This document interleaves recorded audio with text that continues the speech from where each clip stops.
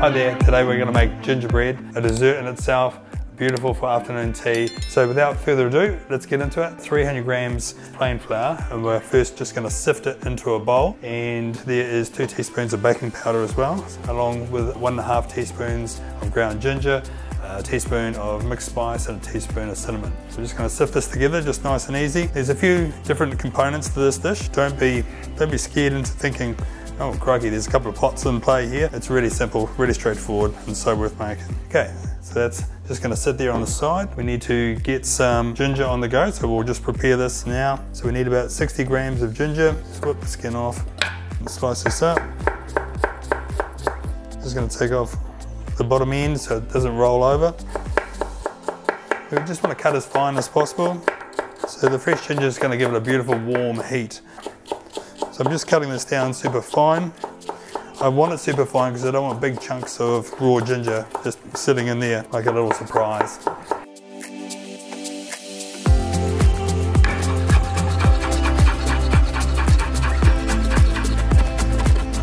So just cutting this super thin. Right, crystallized. Just push that over there. Not all crystallized ginger is the same, so try and pick a nice fresh one. So just slicing this straight across, and that's as fine as we want it.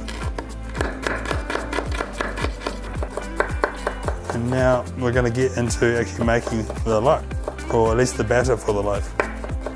Now this is a recipe that you actually need to make a couple of hours before. Once we make the batter, bring all these ingredients together, we actually want to let it sit for 2 hours. It just lets all those flavours really come together. We've got about 360 ml of milk, 160 grams of brown sugar, and we're just going to dissolve this. So 150 grams of butter, treacle and golden syrup. Now there is a weight I can give you, but it's such a messy proposition dealing with golden syrup. I've just given an approximate. We're going to use like 2 different amounts of it. So I'm going to put 3 tablespoons. And again, you can see how high that and proud that's sitting above there. So you're just going to let that come off. I always liked doing this as a kid because it was the one thing you could always lick your fingers with. And we're going to go 5 of the golden syrup. Look at that, just beauty. And as any good cook, make sure you wash these really well. Okay, so we're going to melt this. Okay, so we've got our oven preheating to 160, 170 degrees. So if your oven's a little soft, make it 170, and we'll organise that to be on. Obviously, we're going to make this batter a couple of hours ahead of time. Cool, my milk's coming up. I'm going to turn it off. I'm going to add our 1.5 teaspoons of baking soda to that. Just going to mix that through. And it's all foamed up, like it's gone like a beautiful light sort of coffee flavour.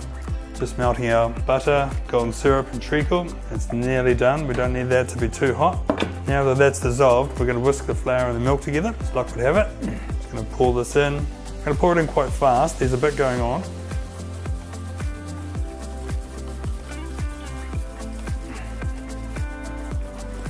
And we're just going to whisk it to a nice smooth batter.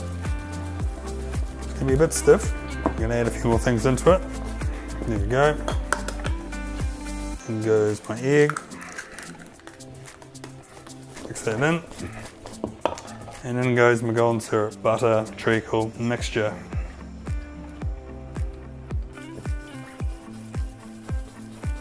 Once you made this once, just add that first slice. That'll stick with you for a long time. I like recipes like that. Right, in we go. Fresh ginger, look at that. Heaps.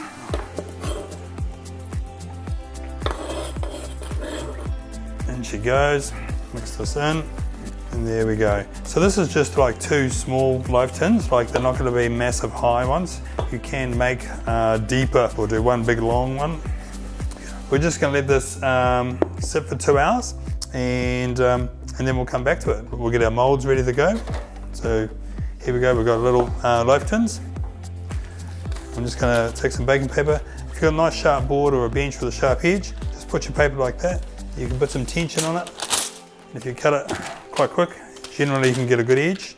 You can actually use some canola spray or a little bit of butter. In a pinch, just use a little bit of water. In goes your paper, and you just don't want this to fold in on itself. So the water actually is just a very makeshift way of just keeping the paper from popping up. We can fold that over a little bit. And I'm going to do the same with this one. Just rubbing some water on there. In goes my paper. Now it is a good idea to put paper on the ends. So I'm just going to take a wee bit of this and just pop that in there like that.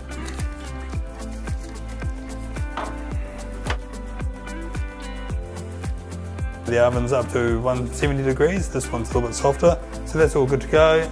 It's going to take 20-25 minutes and in she goes.